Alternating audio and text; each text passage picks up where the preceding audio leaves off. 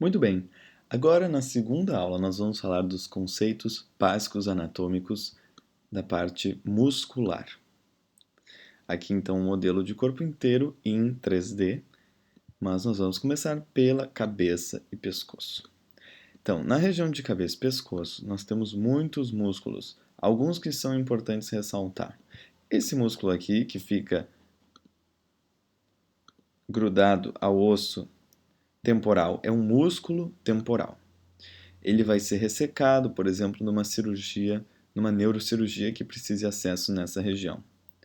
Um outro músculo muito importante, que é um dos músculos, se não o músculo mais forte do corpo humano, é este músculo aqui que faz o movimento da mastigação, que é o músculo masseter. Na face existem muitos outros músculos outros pequenos que fazem a parte de movimentação da face, mas que nós vamos pular porque são muito específicos. Na parte de pescoço, um dos músculos mais superficiais que existem no corpo inteiro é esse, que se chama platisma, ou músculo subcutâneo dessa região. Ele é o músculo mais superficial dessa região, bem superficial. Nessa região do pescoço, abaixo dele, eu já tirei desse lado aqui, nós temos um músculo muito conhecido e muito importante que tem duas cabeças, que é o músculo externo cleidomastoide, por causa das regiões em que ele se fixa, se insere. Então, essa é a cabeça, uma das cabeças, a cabeça external do esternocleidomastoideu, e essa aqui é a cabeça clavicular. Ele é bastante palpável na pessoa. Partindo rapidamente aqui para o dorso, antes de falar de peitoral, nós temos alguns músculos importantes também. Esse grande músculo aqui se chama trapézio e ele é dividido em 3 porções, mas ele acaba sendo um músculo só. O trapézio faz a elevação do ombro e ele também é bastante palpável. Além desse músculo, tirando ele da frente, existem outros músculos nessa região de dorso que são importantes, que são conhecidos, são os romboides, o romboide maior e também tem o romboide menor, que fazem um movimento de aproximação das escápulas. Lembram que a escápula é esse osso aqui, eles vão contrair e fazer a aproximação delas dos dois lados, nas costas. Existem alguns outros, mas nós vamos passar. Aqui na região mais lombar também tem esse músculo bem grande que se chama latíssimo do dorso. Esse é um músculo latíssimo do dorso, dos dois lados, que tem essa grande aponeurose. A aponeurose é a parte final, né, a parte de tendão ou a parte final muscular, que se insere na parte óssea. Voltando aqui para a região do peitoral, são dois músculos que são importantes, que são os músculos peitorais.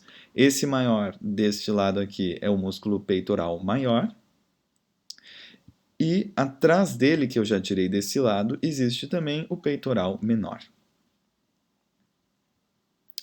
Na região agora de membro superior, ou ombro, né, nós temos vários músculos importantes. Esse que nós estamos vendo que dá a forma do ombro é também dividido em 3 partes e ele é chamado de músculo deltoide. Dividido em 3 partes, o músculo deltoide. Eu tirei o músculo deltoide desse outro lado para a gente visualizar as outras estruturas musculares dessa região. Nessa região, nós temos um grupo de músculos, que são 4 músculos, que formam uma estrutura chamada manguito rotador, que faz um movimento, acaba fazendo movimentos semelhantes. Ele é formado por 4 músculos. São eles o subescapular, que eu posso isolar ele para vocês verem. Ele se origina lá na fossa subescapular da escápula. O músculo supraespinhal, o músculo infraespinhal, divididos pela espinha da escápula, e o músculo redondo menor. Eu falo redondo menor porque existe também o músculo aqui embaixo que é o redondo maior. Mas o músculo redondo maior não faz parte do manguito rotador. Quando nós vamos para o braço, todo mundo conhece esse músculo da parte anterior do braço, que tem duas cabeças, por isso que ele é chamado de bíceps. Bíceps braquial, o bíceps do braço, porque existe um outro bíceps que eu vou mostrar mais para frente. Na parte posterior do braço, nós temos um outro músculo que tem três cabeças, que é o tríceps braquial. Se eu tirar ele da frente, eu tirei todo ele da frente, mas naquela imagem não dá para ver exatamente a cabeça que fica no meio, atrás dessas duas aqui. Não dá pra ver. Mas existe uma outra parte que fica aqui embaixo, que é a terceira cabeça do bíceps, do tríceps braquial.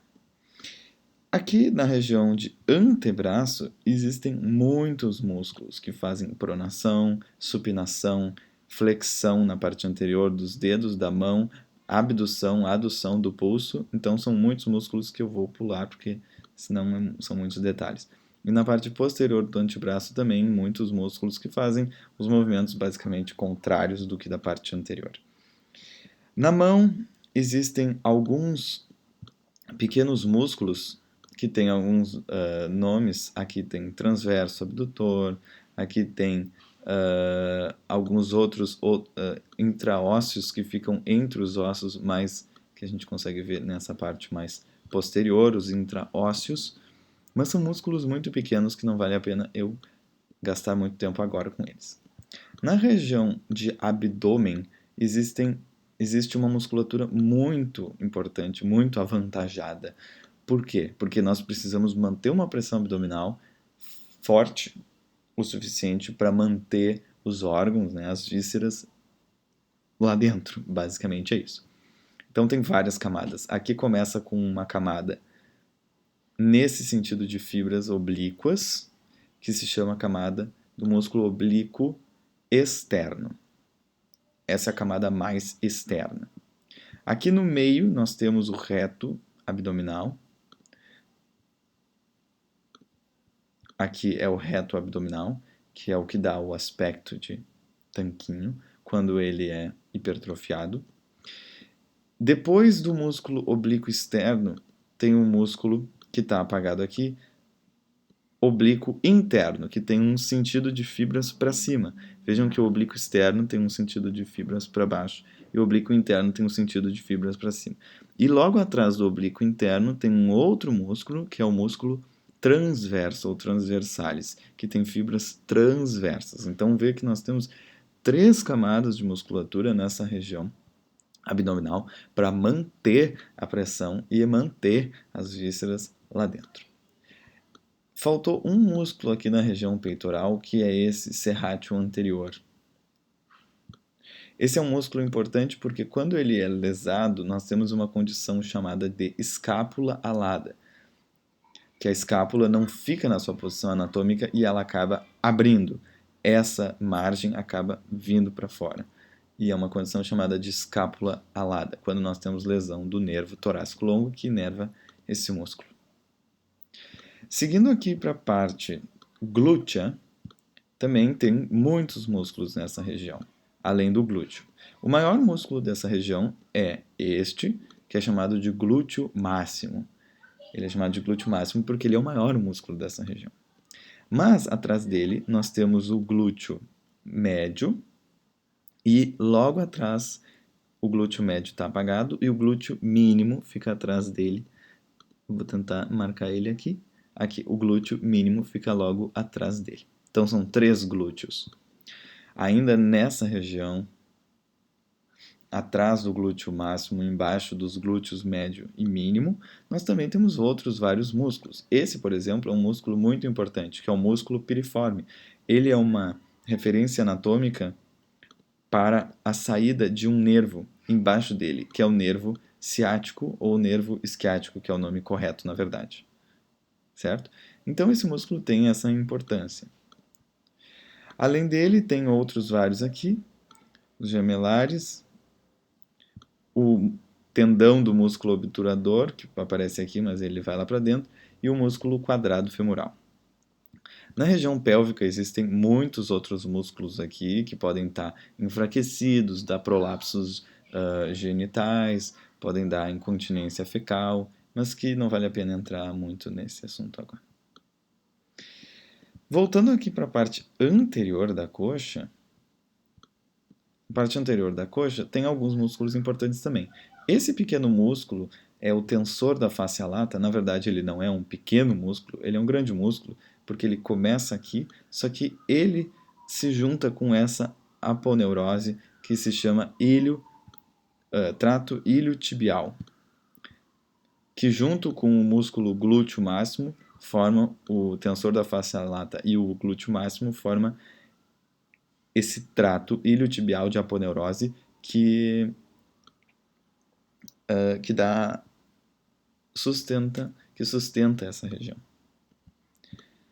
Na parte anterior da coxa tem vários músculos, alguns que eu vou ressaltar são esse que cruza, mais de forma oblíqua, essa região anterior da coxa, que é o músculo sartório, e o músculo quadríceps, que na verdade, como o tríceps e o bíceps, ele é formado de 4 cabeças, que é o reto femoral, tem os vastos lateral e medial e o vasto intermédio, que fica lá dentro, atrás deles, certo? Eles todos se inserem aqui na tuberosidade da tíbia e acabam passando pela patela. Lembra a patela sendo um tipo de osso sesamoide que acaba facilitando essa articulação.